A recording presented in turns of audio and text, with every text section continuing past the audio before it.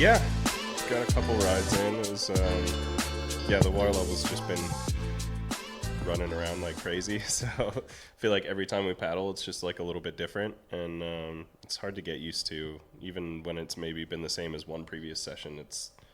I don't know, it's such a tricky hole to figure out. Yeah, I'd agree with that. Yeah, kind of adjusting and adapting, and it's cool to see all the different levels because we have no idea what the comp level will be. So, what do you guys? Are you paddling plastic or carbon? I'm probably going to be plastic. Yeah. Yeah. How's your and your? I'll just be in carbon. That's all I have here, so yeah. I'm committed to it. Have you got some epoxy? You ready to go, kind of thing? I've got some contacts for the epoxy. I've got plenty of fabric. There you go. He's got a guy. Yeah. I feel like if you had an epoxy company in the local town, and you're like, or even a hardware store, and you're like, you know what, I'm just gonna stock up on epoxy. You'd be doing pretty well at the moment with the amount of epoxy that's kind of needed at the moment. It's just it's kind of rare. It's hard to get your hands on, I guess. It's surprisingly tricky to find. Yeah, I know I was talking to the French team maybe yesterday or the day before, and they were talking about Guillaume with Gigi coming in a couple of days. And I was like, tell him to bring a couple gallons of resin because he'll be able to sell it. He'll be able to make a little extra money for the travel here and there. 100%. All right, welcome to the show, everyone. We're joined right now by two of some, I would say, the best sea boaters that are around at the moment, Seth and Jordan, both from Team USA, which is kind of cool. They're all coming from the one country. Yes, we have a lot of fantastic boaters out there, and sea boaters is internationally is quite big. But for some reason, it seems like USA seems to have a stronghold with getting podiums in sea boating. It seems to be like a big, rich tradition for you guys, isn't it? Yeah, I can't even think one of the big reasons I got into sea wanting is because of Seth. And, I feel like it just keeps getting passed down from person to person. I kind of feel like I dragged Dane into it a little bit. Yeah, I don't know whether he'd take that. And then, it's I feel like it just keeps getting passed down. We'll have to figure out who the next young person we drag into the C1's, USA team will be. Yeah, and Seth, you started quite a while back. You've been paddling, obviously, for quite a long time. Tell us about how that started. Yeah, indeed. Yeah, my parents were kayakers in college, and they started having kids and got away from boating and were doing other stuff. We would go canoe camping and stuff as a kid, so I was always around a boat and pretty comfortable with a single blade. When I was about 8 years old, my mom wanted to get back into whitewater, and she decided the way to do that was just to bring the kids with her. So we all started kayaking at a pretty young age. Initially, I was in a kayak, and then I was never that comfortable with it. I did it for a couple of years. I was really scared of being upside down, really only running like class 2, some 3s maybe, swimming a lot. And I went and tried an indoor pool slalom session where you're basically racing through gates in a pool. And Davey Hearn was there. He's a former Olympian, former medalist at the Olympics, and he let me hop into his C1 slalom boat. And for whatever reason, I was quite small. It was very lightweight, but when I was sitting up higher in the boat, I felt like I had more power, more leverage, and was already comfortable with the single-bladed strokes. So kind of never looked back. I went home and took the kayak seat out of my plastic boat the next day, and my dad got home from work, and I was like, hey, you got to help me build a C1. And that first outfitting was really, really shoddy, not good, but we started from there, and I taught myself how to roll and was like kind of totally self-taught in the beginning, but it just clicked for me. And yourself, Jordan, how did you get into sea boating? It's kind of unusual for a lot of people to get into sea boating than it is kayaking, and I think it's a kind of cool story to hear how that journey starts. Yeah, I started paddling when I was 5.5, 6 years old, mostly kayaking. And then... So you were a kayaker first? Yeah, I was a kayaker first. Okay. Won't hold it against you? Yeah. And so I paddled for a couple of years and then started doing these local freestyle competitions, like the shootouts on the Potomac River in the DC area. And, a few folks would show up to that. It was mostly a lot of beginner folks, and then it was Seth Chapelle and Joe Stumfeld would show up in their C1s and just like crush everyone else's scores, blow them out of the water. And of course, being 8, 9, 10 years old, somewhere in that range, I'm like, okay, I see what they're doing different. They're in C1, so I'm gonna do that. Yeah. And I was always kind of like pretty light. When I started paddling, it was right a couple years after I started paddling. Like I started in a Dagger Dynamo, and then Jackson came out a couple years later with their Fun Ones, and I was definitely in that for a couple years. And then right when the Shooting Star came out, I got that. And so was that in Seaboat or kayak? Both. Yeah. Yeah. You outfitted out. Did you do your outfit or your folks at that time? Yeah. So at the time I feel like I remember it like I did my outfitting, but I'm pretty sure it was probably mostly my dad. Yeah. It's one of those things as a kid, you're like, oh yeah, I totally did my outfitting, but no, it was probably Yeah. And so you started in seaboating, and both of you guys, and was it kind of like love at first sight, or were you upside down and swim like a fish kind of thing? It's hard. It's so hard to remember. I feel like it's just so long ago that I just, I was a kid, and I definitely felt more confident in the C1 as far as just because I was so light, I was able to throw the boat around a lot better. Yeah. And balance when you're a kid also isn't as big, big of an issue. So you pick that stuff up really fast. So I don't know. I always felt more just like I could do more in a C1. Yeah. But yeah, I'd agree with that. I kind of instantly felt more comfortable and confident in a C1 than I did in a kayak. And I always kind of laugh because it's counterintuitive, but I felt like I was less trapped in the boat because my legs were all the way out in front. Even though I was strapped in, there's something about like being able to just kind of like stand up once you release your straps, and that even just like boat scouting, sitting up higher, being able to see the rapid coming up ahead of me, like all those things kind of gave me more confidence, the increased leverage. Were you both straight into closed decks, or did you dabble with open? I was pretty much straight into closed decks. I feel like I started doing open, partly for a variety of competitions between like green race and freestyle kind of started getting me into it. But I'm mostly committed to the closed deck. Yeah, I was the same way. I like I said earlier, I grew up paddling in a canoe with my parents on flatwater, doing flatwater canoe camping trips and stuff. So I did have that background of the kind of basic strokes and stuff. But once I was into whitewater, I was initially in the closed deck. And then I did have an OC1 that I got within a couple of years of starting C1ing that I would use as well, an old Savage Skeeter. I don't know if you remember that one. It's kind of a longer one. Yeah. Seth, you're you got a huge family, and obviously trying to get on the water and continue your hobbies probably would have been tough with that many kids around. You got about 8 or 9? Is that right? Yeah, I'm one of 8. Yep, I have 7 siblings. Yep. And does that make it a bit of a challenge to focus on a hobby because there's so much going on, or do you think it was just the thing you did? I think it's a good question. I think it was very much driven by my parents' interests. Yep. It was like kind of the thing that they wanted to go do on the weekends and like on evenings and things like that. So they kind of joke it was like forced family fun. We had to come along, and all my siblings paddled to some extent when we were young. But I really enjoyed it, and my oldest sister Heather really enjoyed it as well, and she's the one who started competing in freestyle. I was not of driving age when I started getting into freestyle, but she did have her license, so she was kind of my ticket to the river and ticket to competitions. Now you've got both you guys have got years and years of experience in competition. So Seth, correct me if I'm wrong, we're going back to early 2000s. Yeah, so Jordan earlier had mentioned the Maryland Shootout, which is a local kind of grassroots freestyle event on the Potomac. I went to my first one of those in '99. But I didn't go to my first like official rodeo. Was the New River Rodeo in 2001. Yeah, right. That's a long time ago. 25 years of competition, basically. Yeah, that's crazy. And yourself, Jordan? Yeah, I'm trying to remember when I first started going to the shootout. It's probably, I don't know. I want to say like, I think I started paddling in 2000, and so maybe it was 4 or 5 years after that started going.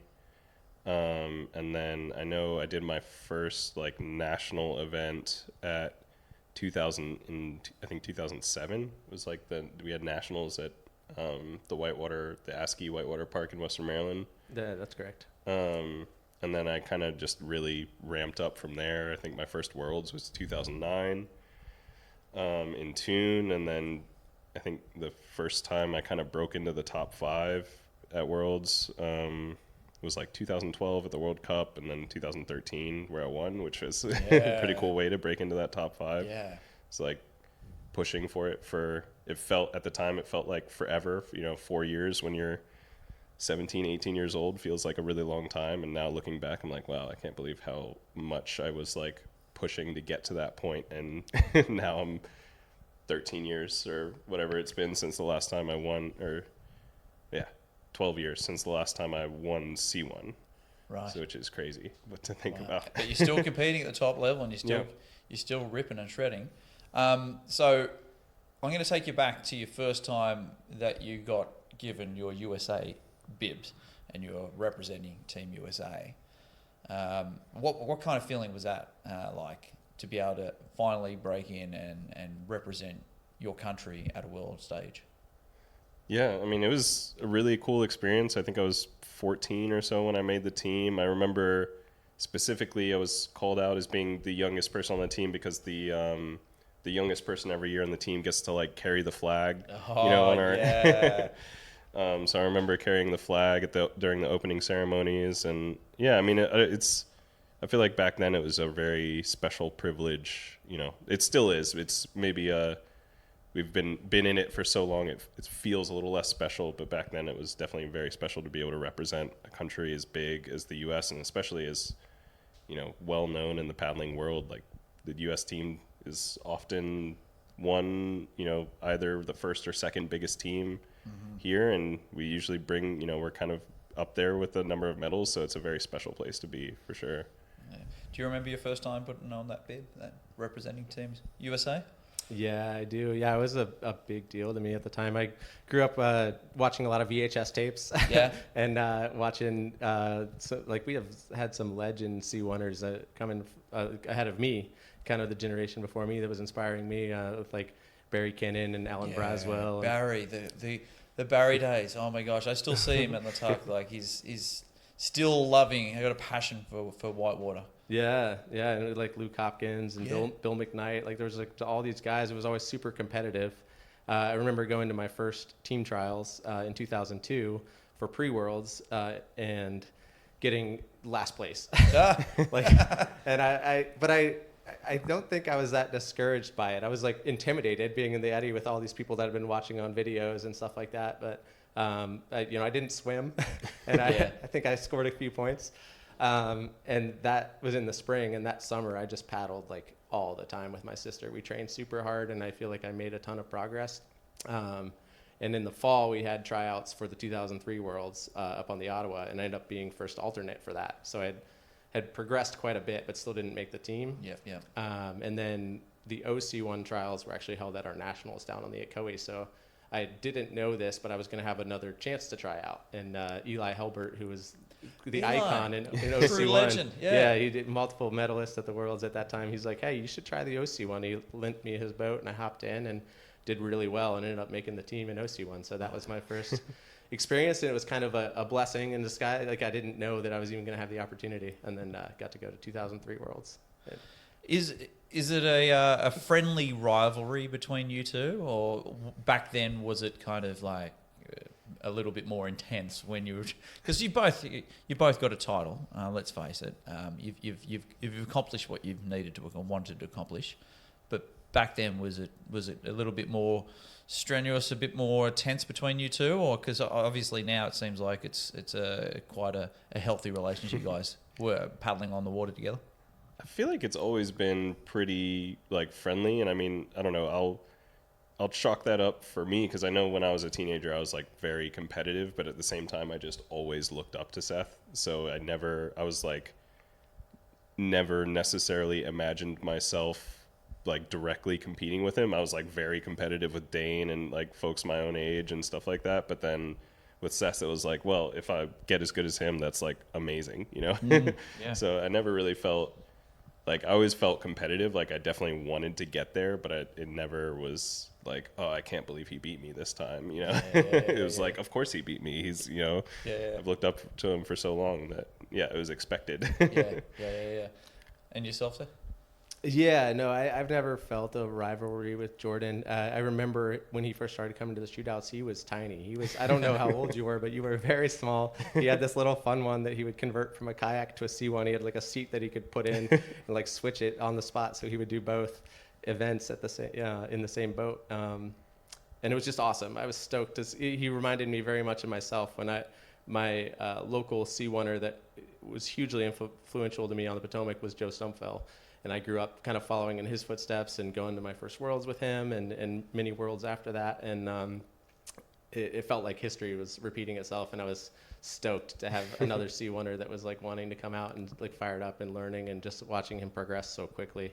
I knew he was going to be really good if he stuck with it. And so I'm glad you had the passion. Yeah. Now, what is it about your area? It seems to be a seaboat heaven and bringing out a lot of paddlers. Is it the community? Is it your local spots? Is it the whitewater? Why is seaboating such a big deal from where you guys have come from? Yeah, I don't know. I wonder if it's just, I mean, I think a big part of it is kind of the slalom heritage of the DC area. And, you know, C1's a lot bigger in slalom. Like it's maybe not quite as big as K1, but it's not as big of a difference in the size of the classes and amount of competitors. So yeah, I mean, Seth mentioned Davey Hearn. Like I remember seeing Davey Hearn. I still feel like up until a few years ago, I was still seeing him out on the river, just going attaining, you know? And it's just, I think that's maybe one of the biggest benefits of the DC area is it's really a great place for every single discipline of paddling. And so I think most people that grow up there, you know, get exposed to every discipline, every style of paddling, whether it's like running Great Falls, Class 5, you know, freestyle at the chutes, slalom down at the feeder canal, attaining or wild water going up through the gorge. Yeah, there's not very many places in the world that have like such a good environment for all of those different sports. And I think that just, you know, the fact that we've had such good C1ers in slalom come up through the DC area, it's kind of natural that it spread to some of the other disciplines. Yeah, I think that's a great point. I totally agree. Yeah, it's a deep, rich paddling culture around the Potomac, and it's you can pretty much paddle year round. Occasionally it'll get cold enough to freeze over for like a week, but that diversity and just people being exposed to so many different things, I think kind of opens the mind to what is possible, and that crossover from slalom to then wanting to creek in a C1 or playboat in a C1, like just already being familiar. So Seth, I'm going to ask you, you've been competing for many, many, many years, and you didn't ever really get to that prize possession of getting that gold medal until 2023. I mean, was that 20 years of competing and trying to aim for that one elusive medal, and then you finally got it. I mean, talk us through that. I mean, it's a big journey. Yeah, no, I mean, I kind of feel like some emotions rising up just hearing you talk about it, because it was a huge moment for me. It was something I'd had my eye on since watching some of those legends I'd watched back in the early 2000s that I was talking about, and like I always knew I wanted to be a world champion C1 freestyle paddler, and I'd been so close so many times, like been in so many finals at Worlds, and kind of never quite put it together when I needed to, and so it was huge. I was kind of in my mind. I hadn't given up on the dream, but like I was wondering if the door was closing a little bit, you know, getting into my mid-30s, and I have 2 kids now. So that just made the moment all that much more special when it all came together. And I, on my 3rd and final ride of finals, like threw down a ride I was really proud of, and it was enough to do it. And to do it with your kids there as well, and having them on the podium, like very special, like probably one of the most special. Obviously, kids being born, they're always going to be the highest priority. Let's face it. But you know, having them there and standing on the podium with them, like, would have been absolutely amazing. Yeah, it means so much to me that they were there to experience it. They likely won't remember it, but they'll be in the No. photos and the videos, and we'll hear the stories about it. And so much of my family was there because it was in the U.S., so that made it super special as well. At the time, my older daughter came running up to me when I was on the podium. She's like, "Daddy, you got the gold medal!" Yeah. and she just kept saying that for like weeks and weeks afterwards, and it was like just warmed my heart every time. Yeah, and I remember it was. I mean, I remember that last ride pretty clearly, just because I'd just kind of come off of my ride, and to be honest, was really disappointed with my performance, and was kind of sitting in the eddy, like taking that moment of just being quite disappointed, and then seeing him come off the feature and his score like move him into that top spot was actually incredible immediate relief from like my disappointment of my ride, just because it's so cool to see someone that I've been competing with and been like friends with for so long, finally get the spot that he's worked hard for and has deserved for as long as I've been competing. So that was really, really a cool moment. Absolutely. It nailed it. Absolutely. When we were so stoked to see you on that podium, it was, I think doing it as well in the States with your home. I mean, obviously it was in the South. It was not kind of really a home ground, but as your home ground advantage and having everyone there around to share it, I think it's a very, very special place and time for everyone in that stadium. Now, Jordan, I'm going to move on to your paddling here. I remember back, I think it was about 2013 or 14 in Oregon. Talk us through that moment. Most people probably haven't heard it, or if they have heard of it, it's been a while. It's been a hot minute, but tell us through what happened over there in Oregon. Yeah, I mean, it's, for a long time, ever since I was a kid, seeing people run waterfalls is always definitely like a really cool thing to watch. I don't know. I don't even know how to describe why I felt like I was so driven to try to just run bigger and harder rapids and specifically waterfalls. I was always just very drawn to.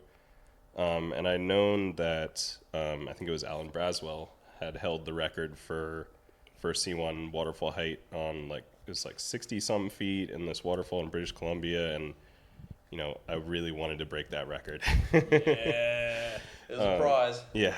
Yeah. And so I think I had done it, a year before that, and had kind of stepped up through, ran Middle Palguin in Chile and gotten 70 feet, and then ran, I think maybe De Soto at 75 feet, and then Sahaley at 83 feet or so, and just kept stepping up, and finally got to Metlaco Falls right around 90 feet. And so I think that's still the C1 waterfall world record. I'll say I'm not completely satisfied with that one. I would love to still, get back out there and maybe step up the couple extra feet to a 3-digit number. We'll see if I can.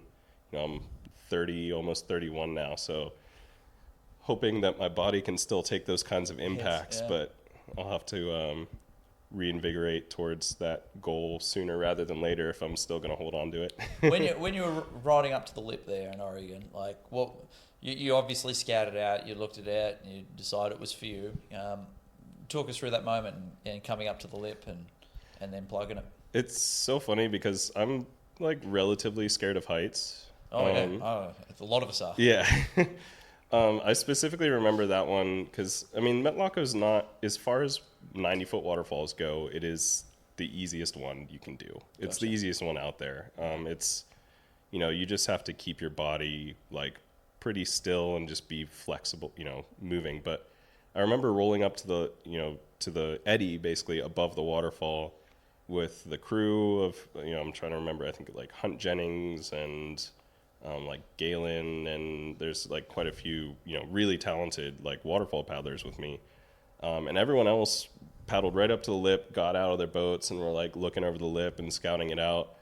And I think we had looked at it as we were hiking up the trail, because it's one of those where you have to hike up, and I was like, yeah, I'm good. Literally stayed in the eddy in my boat in the eddy as far as possible away from the lip until they said we were good to go. So you didn't really play the my games. No, I'm just going to look at this wall, and then when they say we're good to go, like, I know the lip, I know the line, I know what I have to do. Like, I don't need to look at it again. No. So I just remember, like dropping into that little canyon and just like staring at a wall for like 5 minutes until someone told me they were ready, and then we went. And the way we were setting safety in those days was kind of just like 2 people run it, kind of one after another, in relatively close succession. So that way, if the first person something messes up, the second person will be there to give it a bit of a hand. So I was just kind of waiting for whoever was going to go after me, or I can't remember whether I went first or second. But either way, I was like, I want to go, I'm ready to go, but I don't need to look at it. No. Tell me, because I want to know, and I'm sure people who are seaboaters out there, like, obviously you're so high up in a seaboat compared to a kayak. Are you just like tucking as hard as you can? Are you trying to get close to that boat when you're plugging? Like, there's a lot of body to sort of make small. Yeah. I mean, it's interesting because I genuinely hold this belief that I do think that specifically for waterfalls, C1 may have an advantage over A1. Yeah.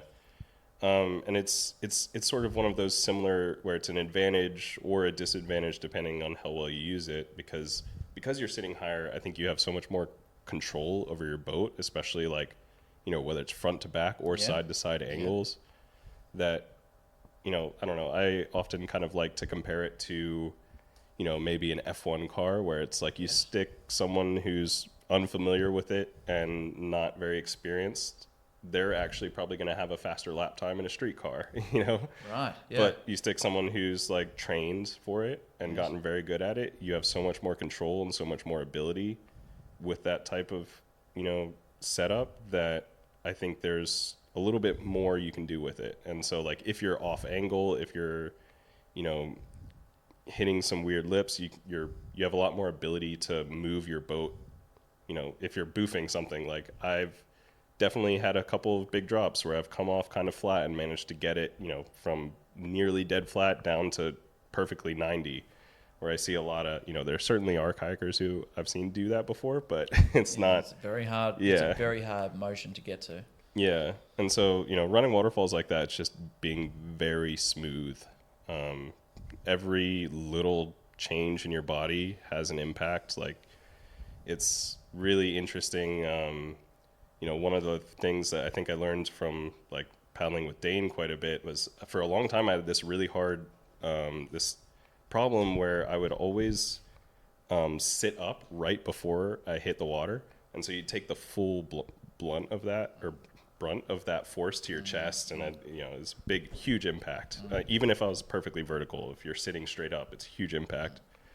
And I finally realized that the reason I was doing that was because I was like spotting my landing and looking directly at the landing, and you cannot like override that instinct when you have something coming at you at 60 miles an hour to try to get away from it. Yes, absolutely. And so I know, like paddling with Dane, he gave me the trick that I was like, just at the last second, look away. Yeah.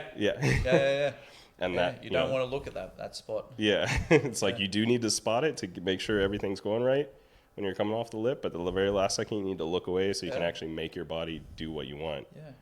I mean, there's just all sorts of minutia to running big waterfalls that I think is such a cool, like, such critical moments in the 2 or 3 seconds that you're actually, from the lip of that drop to the point where you make contact. There's, small body movements can make a big difference. Absolutely. Seth, you're a dad, right? Having a family, having kids, and still competing at a high level. How do you do it? And what do you do? And do you get out? Obviously, it's a challenge when you get kids. And you've got a full-time job. You're a nurse. And you've got all of the different balls in the air that you're juggling at the same time. How do you find the time to get out there, train, practice, get ready for events? How do you get all those balls in the air? Yeah, it's tricky. It's definitely a harder balance now. Definitely find that I'm spending fewer days on the water each year, My wife is super supportive, so that is huge. I've transitioned to being a stay-at-home dad in the last couple of years, and I still work as a nurse, but just minimal hours throughout the month. And so I get to be home with my kids, which is a huge blessing, and I'm super thankful to be in that position. But obviously, I can't just leave a 2 and a 4-year-old by themselves and go kayaking. So Yeah, absolutely. the time on the water is less. But because I'm home with them, I find time to work out in the at home in the living room or something while they're climbing all over me. And I bike trailer that they ride in, and I pedal them around town, or I push them in the jogging stroller. So for me, it's been focusing on staying fit, and then when I can get on the water, just really trying to focus and maximize my training. I do have like tricks and like things that I would like to learn that I feel like I haven't had the time to progress with. So it is tricky. It's a hard balance. And now, whilst you're paddling, I've seen quite a few moves being pushed out here, and I'm seeing some trophy moves that are coming from the sea boats that are quite remarkable. I remember you, Jordan, actually seeing you with a Jedi back in the day, and I was like, whoa, that was like, to see it in a K boat, but to see it in a sea boat, I was like, what is that? Like the moves and the direction of freestyle, like, do you see it just continuing on the progression? Do you see us slowing down? Do you see more trophy moves? Like, where do you see freestyle going? I feel like it comes in kind of surges and lulls. I don't know where we are right now. Maybe I'd say we're in a little bit of a lull as far as like progression. Like, people are just getting better at the tricks that everyone does. There's like, I mean, it's amazing, especially seeing folks like, Audie and Mason just going bigger, going faster, getting like all those lunar loops, tricky loops. And, I see a lot of improvement in that regards. I don't feel like I'm seeing that many new tricks these days. But I feel like every once in a while, every couple of years, there's like a resurgence in that. Yeah. And there's certainly a few folks that drive that more than others. Like Bennett Smith is certainly one of those folks that I love watching him paddle. Cause, he takes a very unique style to different things and rocks and lines that no one has ever seen. Yeah, definitely. And yeah, so I mean, it's sort of similar to Seth. I feel like I'm working a full-time job now. I don't have as much time to paddle, and some of those tricks, especially those trophy moves, those like Jedi flips, Vader flips. I mean, there's so many ones that you just never see done in competition. There's even like the jaw flip and the Yoda flip and all of these ones that I feel like most people don't even know exist. That I would love to get better at and get good enough to come bring them to an ICF event. But yeah, I don't know. I'm hoping to see some new stuff soon.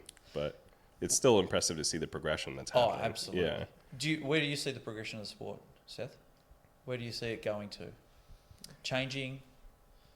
More moves? Less score? Different scoring systems? I don't know.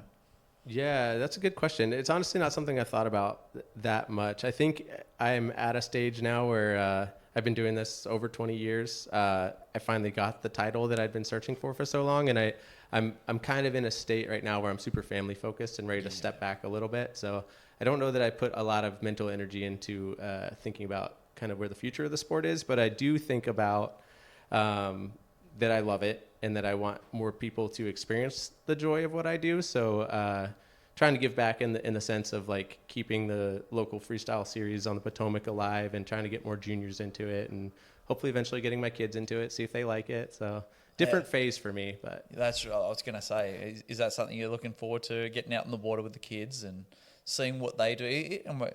No pressure on kids if the same thing with my kids. If they want to do paddling, great. But if they don't, no worries. You know, no pressure. But how special it would be to be on the water with the kids and see them have the passion that you've basically put your whole life towards. Yeah, absolutely. Yeah, my wife and I have talked about this a bunch, and like it won't be the same thing. Like not like a pressure thing. Like if they're not into it, they're not into it. But the opportunities will always be there, and whatever form they take. Like we have a raft that we take the kids out in already. They both have their own fun ones. We have a topo duo. Like if you enjoy being on the water, on a sup, on like a raft, whatever. Like if we can go out on the river as a family, that would be the dream. So If they love freestyle, that's even a bonus. So what's next for you two after this event? What is on the horizon post the Worlds and down the track? Yeah, I mean, I think I'll be going home, going back to work. You know, I know I've got a few like home projects that I'm really, you know, I'm very excited to. I was a bit bummed coming into this event because I was trying to actually build out a new boat, a new carbon boat, new like rework of the design of the Liquid Logic that I've been paddling for 7 or so years now. And you're the only one that's really paddling that design in a seaboat. Yeah. At the moment at all. Like I haven't seen another one. Yeah, for a while. there's a few, you know, we've been prototyping this boat for, I can't even think of, I mean, I feel like 2012. Yeah. So, you know, over. Yeah. I remember 2013 going, what is that? Yeah. And it's so funny. It's gone through, you know, 8 or 9 iterations at this point, but never actually been produced. You know, I'd love. It's a great boat. Yeah, I think it's just getting better. I'm especially excited for this new iteration. You know, because this boat that I've been paddling is 7 or 8 years old now as far as the design. So there's definitely been some changes, not maybe as dramatic a changes as there were the 7 or 8 years before that. That's right. Yeah. But still some like modern design elements getting built into the new boat. And yeah, very excited to have a fresh, you know, hopefully a fresh composite boat. And yeah, we'll see. Maybe someday Liquid Logic will think about bringing, you know, getting back into the freestyle game, which would be really cool. They have really cool. I think they have a exceptional design in their back pocket that they can produce, you know, if they're ready to. So yeah, absolutely. Yeah. How about yourself, Seth? What's next on the horizon? Just lots of time with my kids. I'm missing them a lot. I'm very thankful for my family and my wife kind of supporting this. You know, I was excited to come to this Worlds. I was here 14 years ago, and I had the buy and really wanted to be here. But it's also been a big stressor on our family. And so I'm excited to get back. And also timing worked out great where my sisters are able to watch the kids, and my wife Annie will be able to come over for the comp. But yeah, honestly, I'm super in dad mode right now, and I love it. So I'm glad to go back to my kids. That's special. Yeah. Hey guys, thanks for your time. I really appreciate the chat. There's so much in those stories. It's great to hear them, and looking forward to seeing you on the water. Yeah. Thanks, Jez. Yeah. Thanks so much, Des. Thanks for having us.